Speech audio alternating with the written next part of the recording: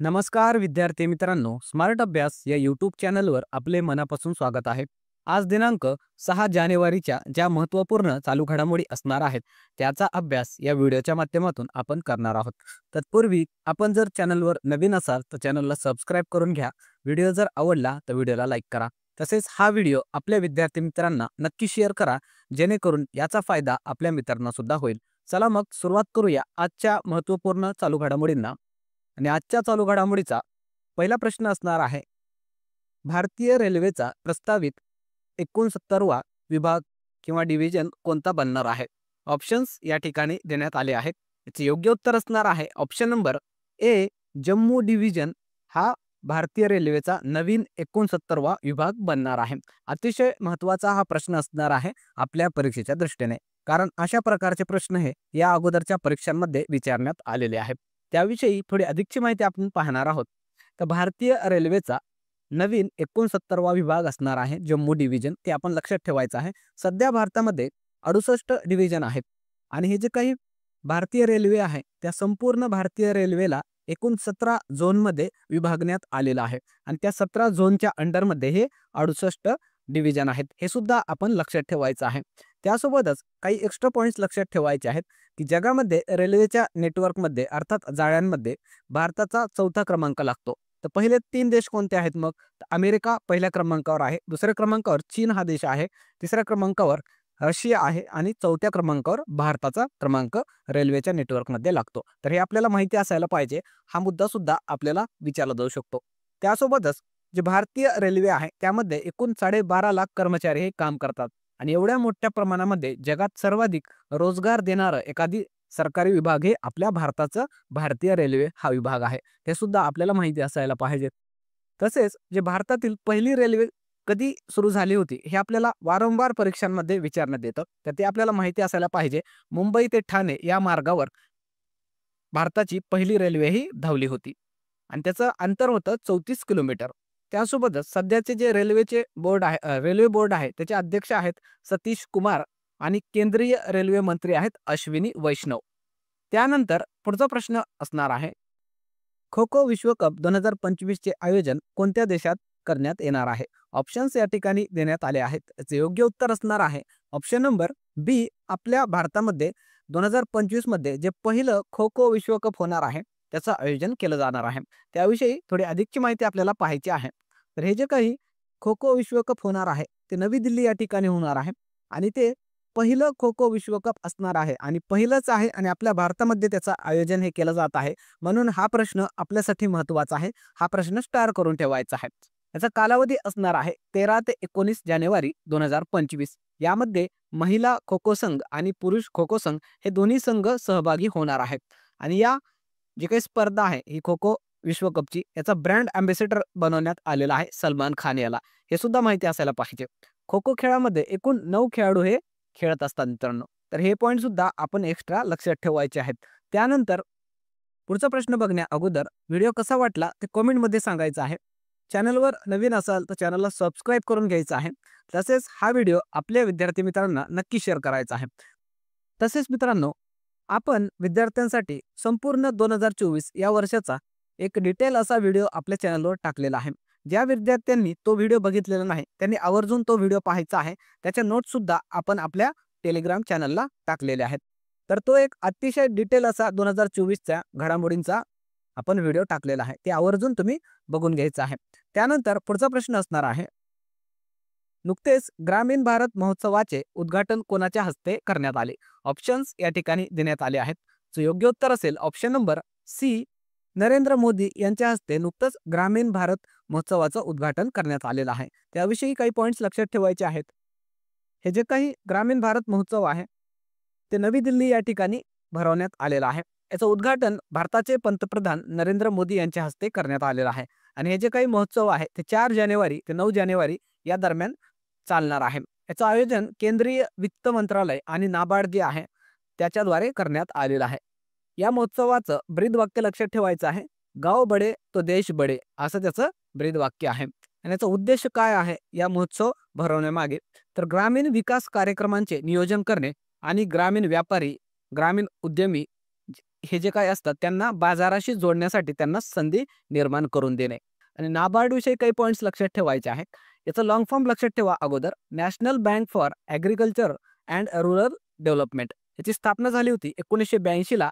चं मुख्यालय आहे मुंबईमध्ये आणि याचं कार्य काय आहे तर ग्रामीण विकास आणि जे कृषी आहे ग्रामीण भागातील त्यासाठी वित्त पुरवठा करण्याचं काम हे या नाबार्ड कडून केलं जात असतं. त्यानंतर पुढचा प्रश्न आपल्याला बघायचा आहे.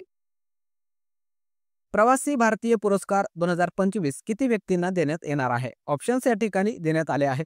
जे योग्य उत्तर असणार आहे ऑप्शन नंबर ए. एकूण 27 जे काही विदेशी व्यक्ती आहेत, जे विदेशी भारतीय आहेत त्यांना हा पुरस्कार देण्यात येणार आहे. त्याविषयी थोडे पॉईंट्स लक्षात ठेवायचे आहेत. प्रवासी भारतीय पुरस्कार हे जे काय आहे त्याची नुकतंच घोषणा ही परराष्ट्र मंत्रालयाकडून करण्यात आलेली आहे आणि एकूण 27 विदेशी भारतीयांना हा पुरस्कार जाहीर झालेला आहे. हा पुरस्कार जे विदेशात राहणारे भारतीय आहेत, ज्यांनी शिक्षण असेल, कला असेल, उद्योग असेल इत्यादी क्षेत्रामध्ये ज्यांनी उल्लेखनीय असे कार्य केलेलं आहे, त्यांना हा पुरस्कार देण्यात येतो. आणि हा विदेशी भारतीयांना दिला जाणारा सर्वोच्च असा सन्मान आहे किंवा पुरस्कार आहे, हे आपण लक्षात ठेवायचं आहे. त्यासोबतच जे 2025 सालचा प्रवासी भारतीय दिवस आहे, तो ओडिशा या राज्यातील भुवनेश्वर या ठिकाणी त्याचं आयोजन हे करण्यात आलेलं आहे. आणि याचा कालावधी असणार आहे 8 ते 10 जानेवारी आणि हे 18वं भारतीय प्रवासी दिवस असणार आहे. हे सुद्धा आपण लक्षात ठेवायचं आहे. त्यासोबतच जे इतर पुरस्कार 2024 या वर्षामध्ये देण्यात आलेले आहेत ते सुद्धा आपल्याला माहिती असायला पाहिजे. मिस वर्ल्ड 2024चा किताब जिंकलेला आहे क्रिस्टिना पिचकोवा हिने. मिस युनिव्हर्स 2024 ची विजेता आहे विक्टोरिया थेलविक. ज्ञानपीठ 2023 चे पुरस्कार विजेते आहेत गुलजार आणि रामभद्राचार्य. 33वा सरस्वती सन्मान देण्यात आला आहे प्रभा वर्मा यांना. लता मंगेशकर पुरस्कार 2024 अमिताभ बच्चन यांना देण्यात आलेला आहे. दादासाहेब फाळके पुरस्कार मिथुन चक्रवर्ती यांना. MS स्वामीनाथन पुरस्कार 2023 सालचा BR कंबोज यांना. तसेच जे साहित्य अकादमी मराठी संबंधित जे पुरस्कार आहेत ते सुद्धा आपल्याला लक्षात ठेवायचे आहेत. हे अत्यंत महत्त्वाचे असे पुरस्कार असतात ज्यावर आपल्या परीक्षांमध्ये हमखास प्रश्न हा विचारण्यात येतो. तर साहित्य अकादमी मराठीसाठीचा 2024 जो काही पुरस्कार आहे तो जाहीर झालेला आहे डॉक्टर सुधीर रसाळ यांना त्यांच्या बिंदांचे गद्य जे समीक्षा ग्रंथ आहे त्यासाठी. त्यासोबतच जे 2023 चे साहित्य अकादमी मराठीचे पुरस्कार आहेत ते सुद्धा आपल्याला लक्षात ठेवायचे आहेत. साहित्य अकादमी मराठी बाल साहित्याचा पुरस्कार भारत सासने यांच्या समशेर आणि भूतबंगला या कादंबरीसाठी देण्यात आलेला आहे. आणि साहित्य अकादमी युवा साहित्याचा पुरस्कार आहे देवीदास सौदागर यांच्या उसवन या कादंबरीसाठी. त्यानंतर पुढचा प्रश्न बघणार आहोत. नुकतेच कोणत्या देशात HMPV विषाणूचा प्रसार झाला आहे? ऑप्शन्स या ठिकाणी देण्यात आले आहेत. याचं योग्य उत्तर असणार आहे ऑप्शन नंबर सी. चीन या देशामध्ये या HMPV विषाणूने थैमान घातलेला आहे. त्याविषयी काही पॉईंट्स लक्षात ठेवायचे आहेत. या व्हायरसचं लॉंग फॉर्म लक्षात ठेवायचं आहे. ह्युमन मेटान्यूमो व्हायरस असं त्याचं नाव आहे आणि चीनमध्ये याचं मोठ्या प्रमाणामध्ये प्रसार झालेला आहे. याची लक्षणं जसे कोरोना आजारामध्ये होते सर्दी, ताप, खोकला त्याचप्रमाणे आहेत आणि हा मुख्य करून श्वसनाचा आजार आहे आणि यामुळे लहान जे बालक आहेत ते मोठ्या प्रमाणामध्ये संक्रमित झालेले आहेत. तर हे आपण लक्षात ठेवायचं आहे कारण वर्ल्ड वाईड ही न्यूज सध्या चर्चेमध्ये आहे. त्यानंतर पुढचा प्रश्न असणार आहे. जागतिक ब्रेल दिवस कधी साजरा करण्यात येतो? ऑप्शन्स या ठिकाणी देण्यात आले आहेत. याचं योग्य उत्तर असणार आहे ऑप्शन नंबर बी. 4 जानेवारी हा जगामध्ये जागतिक ब्रेल दिवस म्हणून साजरा करण्यात येतो. त्याविषयी काही पॉईंट्स लक्षात ठेवायचे आहेत. दरवर्षी 4 जानेवारीला हा दिवस ब्रेल दिवस म्हणून साजरा करण्यात येतो कारण मित्रांनो ज्यांनी ब्रेल लिपीचा शोध लावला होता लुईस ब्रेल यांची 4 जानेवारीला जयंती असते म्हणून हा दिवस ब्रेल दिवस म्हणून साजरा करण्यात येतो. आणि ही जी ब्रेल लिपी आहे ती एक कोडेड अशी लिपी असते मित्रांनो जे की अंध किंवा दृष्टी नसणारे जे व्यक्ती आहेत त्याद्वारे ते वाचन किंवा लिखाण हे करू शकतात. त्यांना त्याद्वारे ते गोष्टी समजू शकतात. तर ते जे काही अंध किंवा दृष्टी नसणारे व्यक्ती आहेत त्यांच्यासाठी एक प्रकारची वरदान अशी ठरलेली लिपी आहे. हे आपण लक्षात ठेवायचं आहे. यावर आपल्या परीक्षांमध्ये प्रश्न हा विचारण्यात आलेला आहे. त्यानंतर पुढचा प्रश्न असणार आहे. नुकतेच डॉक्टर R. चिदंबरम यांचे निधन झाले. त्यांना कोणत्या पुरस्काराने सन्मानित करण्यात आले होते? ऑप्शन्स या ठिकाणी देण्यात आले आहेत. योग्य उत्तर असणार आहे ऑप्शन नंबर डी. A आणि B अर्थात पद्मश्री आणि पद्मविभूषण या दोन्ही पुरस्कारांनी या व्यक्तींचा सन्मान हे करण्यात आलेला आहे. अत्यंत महत्त्वपूर्ण असे व्यक्तिमत्व होते. यावर आपल्याला परीक्षांमध्ये प्रश्न हा विचारला जाऊ शकतो. हा प्रश्न स्टार करून ठेवायचा आहे. त्यांच्याविषयी काही पॉईंट्स लक्षात ठेवायचे आहेत. हे जे डॉक्टर आर चिदंबरम होते ते भारताचे वरिष्ठ अणुवैज्ञानिक व मुख्य वैज्ञानिक सल्लागार होते मित्रांनो. यांनी 1974 साली झालेली जी पोखरण 1 अणुचाचणी आणि पोखरण 2 अणुचाचणी झाली होती 1998 ला, त्या दोन्हीमध्ये त्यांनी महत्त्वपूर्ण असं देशासाठी योगदान दिलेलं होतं. त्यामुळेच त्यांना 1975 ला पद्मश्री पुरस्कार आणि 1999 ला पद्मविभूषण पुरस्काराने सन्मानित करण्यात आलेलं आहे. तर हे आपल्याला यांच्याविषयी काही पॉइंट्स लक्षात ठेवायचे आहेत. त्यासोबतच जे इतर लोकांचे निधन झालेले आहेत त्या इतर निधन वार्ता सुद्धा आपल्याला लक्षात ठेवायचं आहे. जसं प्रसिद्ध उद्योगपती रतन टाटा यांचं निधन झालेलं आहे. त्यानंतर उस्ताद जाकीर हुसेन जे की प्रसिद्ध असे तबला वादक होते त्यांचंही निधन झालेलं आहे.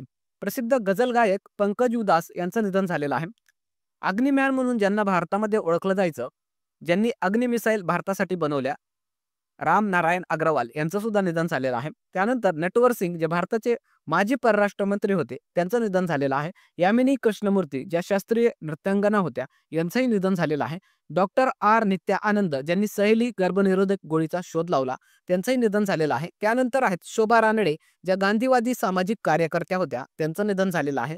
बिशन सिंग बेदी जे क्रिकेटर होते. त्यानंतर आहेत फ्रान्सिस दिब्रितो जे अखिल भारतीय मराठी साहित्य संमेलनाचे माजी अध्यक्ष राहिलेले आहेत त्यांचंही निधन झालेलं आहे. आणि हे स्टार करून ठेवायचं आहे, यावर आपल्याला प्रश्न विचारला जाऊ शकतो. त्यानंतर आहेत एस.एम. कृष्णा जे कर्नाटक राज्याचे माजी मुख्यमंत्री आणि महाराष्ट्र राज्याचे माजी राज्यपाल होते यांचं सुद्धा निधन नुकतंच झालेलं आहे. तर हे इतर जे निधन वार्ता आहेत ते सुद्धा आपण लक्षात ठेवायचं आहे. त्यानंतर मित्रांनो काल ज्या काही महत्त्वपूर्ण चालू घडामोडी आपण घेतल्या होत्या त्याचा क्विक रिव्हिजन या ठिकाणी आपण करणार आहोत.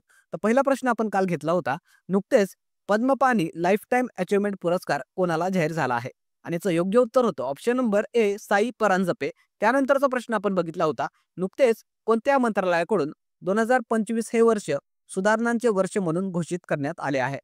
आणि याचं योग्य उत्तर होतं ऑप्शन नंबर सी संरक्षण मंत्रालयाकडून 2025 हे वर्ष सुधारणांचं वर्ष म्हणून घोषित करण्यात आलेलं आहे. याविषयी कालच्या व्हिडिओमध्ये आपण डिटेलमध्ये अभ्यास केलेला आहे. त्यानंतरचा प्रश्न होता, नुकतेच आंतरराष्ट्रीय ऑलिम्पिक समितीचे नवीन अध्यक्ष कोण बनले? आणि याचं योग्य उत्तर होतं ऑप्शन नंबर बी फ्रँक लेसियस हे IOC अर्थात इंटरनॅशनल ऑलिम्पिक कमिटीचे नवीन अध्यक्ष बनले आहेत. त्यानंतरचा प्रश्न आपण बघितला होता, नुकतेच Jammu Kashmir and Ladakh through the ages या पुस्तकाचे अनावरण कोणी केले? आणि याचं उत्तर होतं option number A Amit Shah यांनी या पुस्तकाचं अनावरण किंवा प्रकाशन हे केलेलं आहे. त्यानंतर पुढचा प्रश्न आपण घेतला होता, नुकतेच जगातील सर्वात वृद्ध ऑलिम्पिक गोल्ड मेडलिस्ट एग्नेस केलेटी यांचे निधन झाले, त्यांचे वय किती होते? आणि याचं उत्तर होतं ऑप्शन नंबर ए 103 वर्षांच्या त्या गोल्ड मेडलिस्ट होत्या एग्नेस केलेटी, त्यांचं निधन झालेलं आहे. याविषयी कालच्या व्हिडिओमध्ये आपण डिटेलमध्ये अभ्यास केलेला आहे. त्यानंतर मित्रांनो पुढचा प्रश्न आपण घेतला होता, नुकतेच वन पारिस्थितिकीला हरित GDPशी जोडणारा भारतातील पहिला राज्य कोणता बनला? आणि याचं उत्तर होतं ऑप्शन नंबर बी छत्तीसगड. त्यानंतरचा प्रश्न आपण घेतला होता, नुकतेच महाराष्ट्रात बालिका दिवस कधी साजरा करण्यात आला? आणि याचं उत्तर होतं ऑप्शन नंबर बी 3 जानेवारी हा महाराष्ट्रामध्ये सावित्रीबाई फुले यांच्या जयंती दिवशी बालिका दिवस म्हणून साजरा करण्यात आलेला आहे. त्याविषयी कालच्या व्हिडिओमध्ये आपण डिटेलमध्ये अभ्यास केलेला आहे. त्यानंतर आपण काल होमवर्क क्वेश्चन घेतला होता. तो होमवर्क क्वेश्चन असा होता की नुकतेच 2024चा साहित्य अकादमी मराठीसाठीचा पुरस्कार कोणाला जाहीर झाला आहे? आणि याचं उत्तर हे बऱ्याचशा विद्यार्थी मित्रांनी अतिशय चांगल्या प्रकारे डिटेलमध्ये कमेंटमध्ये दिलेलं आहे. त्यांचं खरंच मनापासून अभिनंदन. यावरून विद्यार्थी आपले किती चांगल्या प्रकारे चालू घडामोडींचा डिटेलमध्ये अभ्यास करतात हे दिसून येते. याचा फायदा तुम्हाला येणाऱ्या परीक्षांमध्ये दिसून येणार आहे. ज्या विद्यार्थ्यांनी याचं उत्तर दिलेलं नाही त्यांच्यासाठी उत्तर आपण सांगणार आहोत. उत्तर असणार आहे option number C doctor Sudhir Rasal यांना 2024चा साहित्य अकादमी मराठीसाठीचा पुरस्कार जाहीर झालेला आहे. त्यानंतर आजचा होमवर्क क्वेश्चन असणार आहे की नुकतेच महिला T20 विश्वकप 2024चा विजेता कोणता संघ ठरला आहे? ऑप्शन्स या ठिकाणी देण्यात आले आहे. याचं योग्य उत्तर हे सर्व विद्यार्थ्यांनी कमेंटमध्ये द्यायचं आहे. कारण मित्रांनो जे आपण होमवर्क क्वेश्चन म्हणून तुमच्यासाठी देत असतो ते अतिशय महत्त्वाचे प्रश्न असतात, तेच आपण तुमच्यासाठी होमवर्क म्हणून देत असतो. म्हणून कृपया करून सर्व विद्यार्थ्यांनी या प्रश्नांचं उत्तर द्यायचं आहे. याचा फायदा तुम्हालाच तुमच्या परीक्षांमध्ये होणार आहे. चला मग थांबणार आहोत या ठिकाणी. व्हिडिओ जर आवडला तर व्हिडिओला लाईक करायचा आहे. चॅनलवर नवीन असाल तर चॅनलला सबस्क्राईब करून घ्यायचं आहे. तसेच आपल्या लेक्चरच्या मोफत नोट्ससाठी तसेच इतर स्टडी मटेरियलसाठी आपलं जे टेलिग्राम चॅनल आहे स्मार्ट अभ्यास 555 त्या ठिकाणी जायचं आहे. त्याला जॉइन करून घ्यायचं आहे. तसेच आपलं जे इंस्टाग्राम चॅनल आहे आणि व्हॉट्सअप चॅनल आहे त्याला सुद्धा जॉइन करून घ्यायचं आहे. त्या ठिकाणी सुद्धा आपण अभ्यासाविषयी कंटेंट हे टाकत असतो. थांबणार आहोत मग पुन्हा भेटूया एका नवीन व्हिडिओसह. तोपर्यंत धन्यवाद.